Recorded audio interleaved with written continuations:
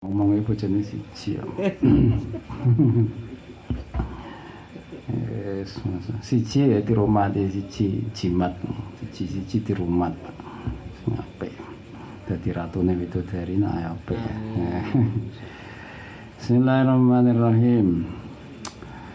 Wa an Abi Hurairah radhiyallahu anhu qala Rasulullah sallallahu alaihi wasallam inna tahta kulli sya'ratin janabatan faghsilu sya'ar wangkul busrah. Rawahu Abu Dawud wa Tirmidzi wa dha'afahu. Dari Abu Hurairah radhiyallahu anhu yang mengatakan Rasulullah SAW bersabda, sesungguhnya di bawah setiap rambut, helai rambut ada janabat. Di bawah setiap helai rambut ada janabat. Artinya janabat itu menyeluruh ke seluruh tubuh termasuk di bawah rambut. Maka basuhlah rambutnya dan bersihkanlah kulitnya. Di sini wajibnya mengalirkan air baik pada rambutnya termasuk pada kulitnya, sehingga betul-betul air tidak terhalang sampai kepada kulit, sehingga apabila di atas kulit ini ketika mandi janabat kok masih ada perkara-perkara yang menghalanginya, misalnya cat atau apa, maka di sini perintah wangkul basroh, kulitnya hendaknya dibersihkan dulu dari hal-hal yang bisa menghalangi sampainya air kepada kulit. Karena nanggung janabat, misalnya kok njur cat sing ning kono kuwi jase no drop sisan kuandel ya gitu, ora tekan loh kulitnya nenggon banyune neng kulit, maka sebelum mandi ini dibersihkan dulu. Dan ketika mandi air sampailah kepada pok-poke rambut, karena di bawah setiap helai rambut ada janabat, berarti air betul-betul harus mengalir sampai dasar rambut, pori-porinya.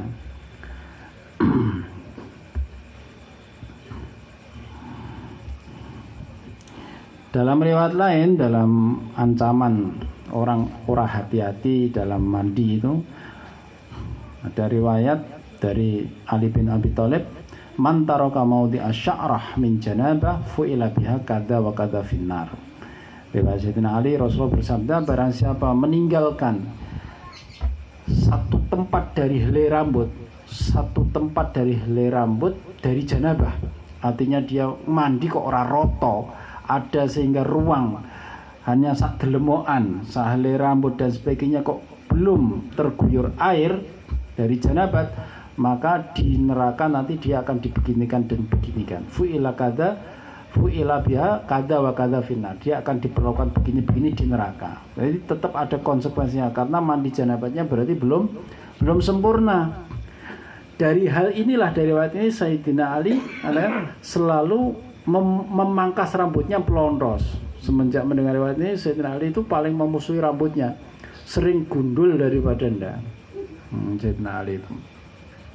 Dan Sayyidina Ali terkena orang itu madza, akeh ngetokke madi, karena syahwatnya yang sangat kuat. Sayyidina Ali sangat kuat sehingga sering keluar madi. Terus dia sendiri takut dengan ketidaksempurnaan mandi ini, selalu gundul rambutnya, tumbuh urung atik dawa, pangkas meneh, karena supaya nanti ketika mandi itu bisa sempurna.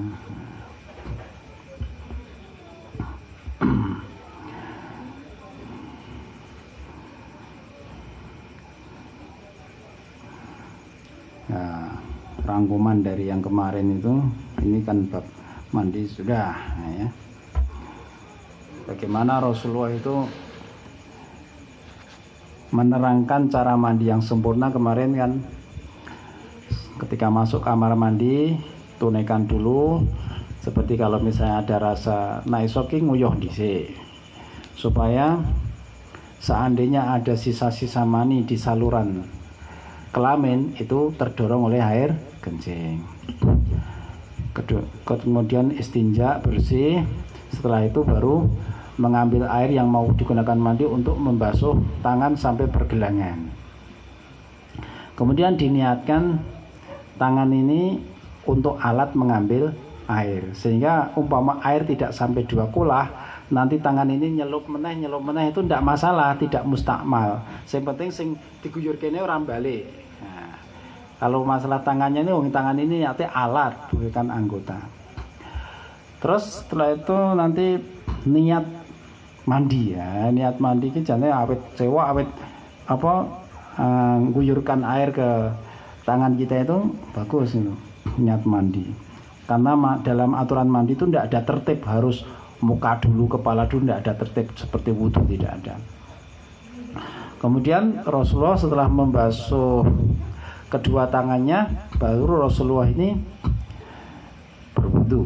Nah, berwudhu ini sudah dalam cakupan niat dalam mandi. Berwudhu seperti layak alhamdulillah, berkumur, menghisap air ke hidung, kemudian membasuh mukanya 3 kali, kemudian tangannya sempurna sampai siku.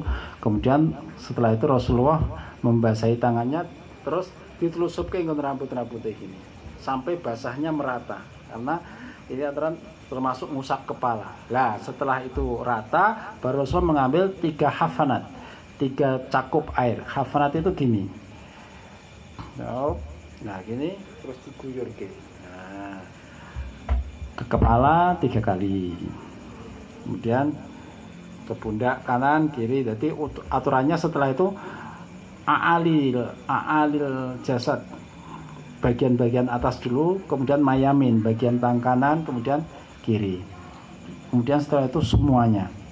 Lah terakhir membasuh kaki itu sekaligus niat menyempurnakan wudunya dan mandinya. Jadi wis ora sah wudu meneh setelah mandi itu. Ning aturane seperti itu, ketika mandi ya aja ngosok-ngosok nggon kuwine, nggo tangan ya padha batal meneh, karena memegang dakar itu termasuk hal yang membatalkan wudu. Umpama ngosok-ngosok kuwi harus ada hail, harus ada penghalang, misalnya celananya atau apa gitu. Kalau langsung telapak tangan megangi itunya ya batal lagi wudunya.